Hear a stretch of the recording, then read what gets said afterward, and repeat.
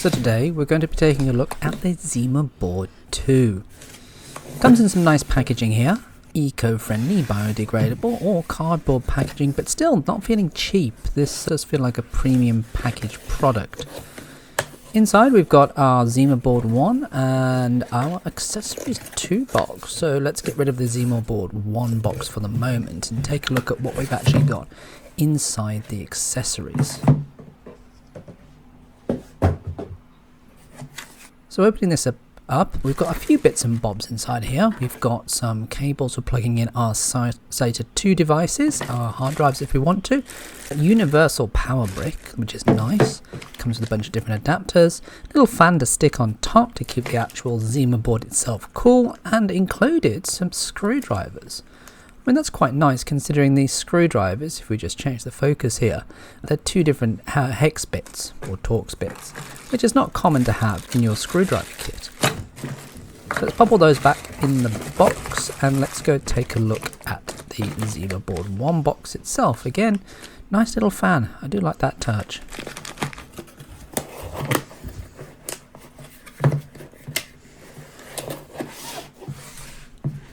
So over here on the main box we have an elastic strap, and this box can also function on the top as a little stand for your ZimaBoard and a couple of 2.5-inch drives. We've got a nice description here, or a nice letter here from the ZimaBoard guys. And let's take a look at the device itself. This thing does not feel cheap at all when you take it out. So we've got a tiny little manual, not that we're going to need that because we've got everything we need online. So we can put that to one side. So this thing is made out of solid aluminium, it seems. It's pretty heavy. It's quite a hefty thing. And what we've got is, well, oh, actually this feels really premium. It seems like it's one giant heatsink. So we've got some SATA power. We've got a couple of SATA adapters on the back end of it. We've got some HDMI, a mini barrel there, a couple of USBs, and a couple of NICs. Now the most important thing on this though is actually going to be what's on the side here, which is going to be our PCIe slot. That can be used to attach a lot more adapters, including GPUs. So let's get on with having a look what this thing actually does. Alright, so I'm here on the web interface now. I've plugged this thing in and let's go see what it does. Alright, let's accept that policy, and actually, you know what, we'll change this from US to UK, so let's change that to English UK rather than English simplified. We'll build a local account down here, so we'll just use my alias and a password. Introducing the ZimaOS. Yes, so this thing comes preloaded with Zima's own operating system to make things easy for use. We can actually load other things on here if we want to, so I can completely trash this OS and then throw something like Arch on here if we wanted, or Ubuntu server, which would be a little simpler and a little easier. So we've got a few interesting options down here, like Zima Client's Peer Drop, but here we go, we're in. ZimaOS seems pretty simple. Let's have a look at the App Store. Now, I'm assuming a lot of these products, like ZimaBoard, the apps that actually come preloaded on here are really just containers, and it seems there's no difference here. So let's scroll through. We've got quite a few. We've got hundreds of applications down here, in fact.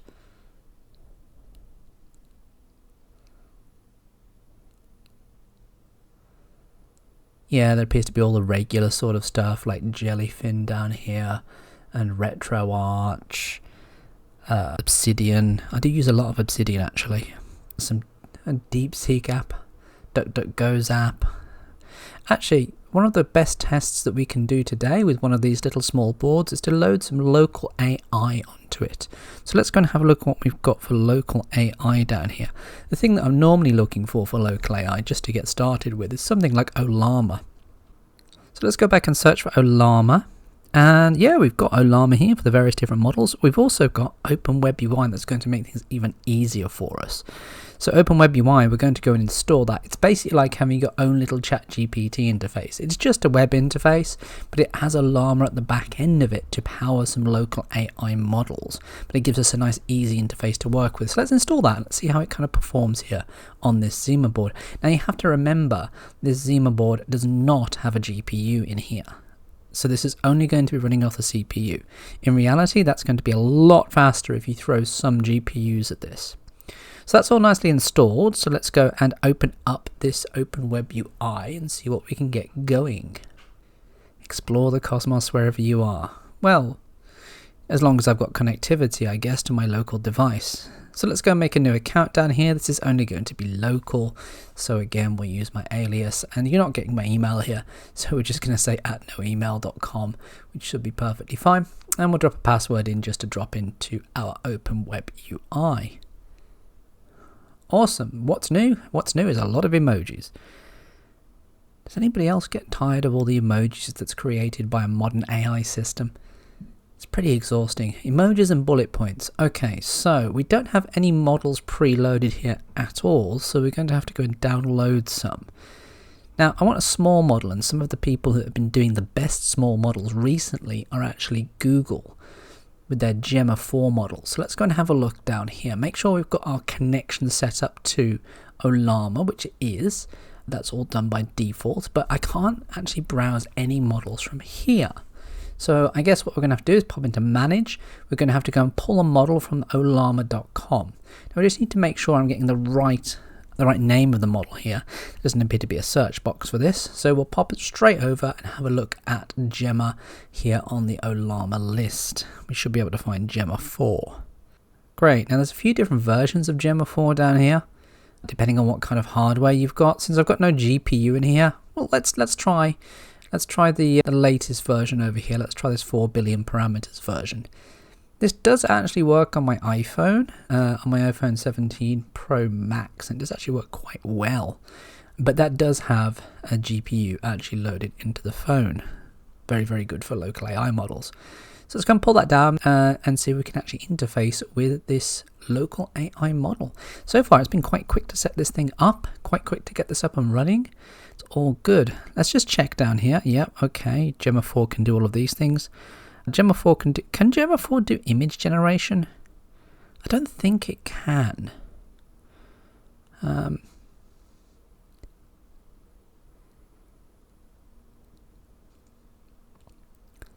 Yeah, so hang on, let's just go back and check that.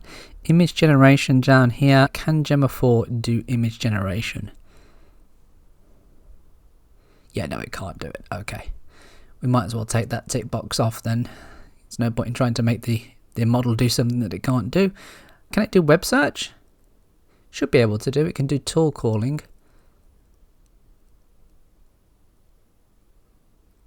Yeah, okay, it can perform those web search functions. Great. So let's go and leave that in place and save and update. Cool. So now we can just go back to our chat window here with Gemma 4 E4B, which is 4 billion parameters, and we can go and see how this actually works. Let's give it one of these test prompts. Create what are 5 creative things I could do with my kids' art, and we'll wait for this to do it. Okay, this is taking its time. This is really taking its time. But remember, this is very CPU bound at the moment on this ZimaBoard, so it will take a few seconds to get going. It's probably also going to be doing thinking as well. It's eating up all the RAM, and that should, there we go, that's spiked up the CPU as well. In reality, again, you want to do local AI, perfectly fine. You're going to want to throw a 30 series card at it at least for a decent model nowadays, or get some more specialist hardware for that as well. But thanks to the ZimaBoard's PCIe slot, we can chuck those in and we can attach that specialist hardware should we need to attach things like a TPU or a GPU, or if you're a bit baller, you can go and throw one of those Quattro cards at it if you want to. So let's go and get a smaller model instead. Let's go and get the 2 billion parameter model and see how that performs, see if that's actually even more useful. Now this is actually still stuck in thinking mode, so that's going to use a whole bunch of tokens and a whole bunch of processing power to even start the initial prompt. Even if I say something like hello, it's still going to spend 5 minutes thinking about how to answer hello and in what way it should answer hello to me. So maybe we should go in and tweak that and turn off the thinking to get a more immediate response. So we can tweak this model over here. We'll just change the response tags and we'll just, the reasoning tags, and we'll just set that to disable for the moment. And hopefully we'll get quicker answers.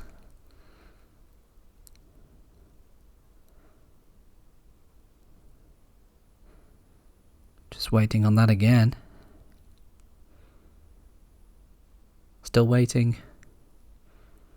Coming up on about 10 seconds now.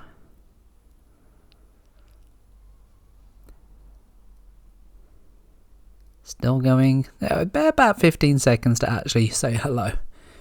So again, CPU band, if you had an NVIDIA GPU in here, the CPU is actually amazing for this sort of stuff. And we can also upgrade the RAM inside here as well to add this to be a better speed. If we start throwing 30 series cards at this is pretty much an instant response. So we can see how long does it take to give me FizzBuzz in Python here. This is probably going to take a good minute or so to actually start producing Python. Oh, sorry, actually start producing Python code and start producing FizzBuzz in Python. You know, I think I've probably got enough time to even go make a coffee by the time it comes back and gives me the first FizzBuzz in Python. Oh, there we go. Thought for 56 seconds down there. It's actually started to give me the final output.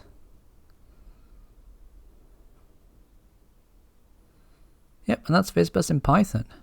Okay, so I mean, as a proof of concept, this actually works, and it works really well. I mean, I went from having a ZimaBoard to having it plugged in and set up and having a local AI running with less than 5 minutes. I'd say it's probably even in 3 minutes, to be honest. It didn't really take too long to install things. Of course, that depends on the speed of your internet connection for downloading the models, but that's quite impressive. I'm quite impressed by that ZimaOS. It's very simple, very quick to get up and running. Don't have to worry about containers, don't have to worry about anything else. But by default, I am limited on the internal storage that I had on this ZimaBoard. In reality, again, the ZimaBoard is just a centralized point where I can actually add additional accessories to it. So adding in extra hard drives to make it a NAS or give it some extra storage space, or actually chucking in a GPU on that PCIe slot makes things a lot faster to add to this ecosystem. You should think of it as a core connection for your ecosystem. So let's go and stop that Open Web UI and we will try doing something else. We're going to try playing with the virtual machines. Alright, so there's a built-in virtual machines platform here. Oh, and this is nice. I can just download some distributions straight away. Well, let's go for Arch. Because obviously, I run Arch, by the way. So yeah, let's download that. It appears to be pulling it. Where it's pulling it from, I'm not entirely sure. It's not even telling me. Don't quite like that. I think I would like an actual URL to show me exactly where that's coming from. But we'll see later on, I guess. And let's wait for that to download.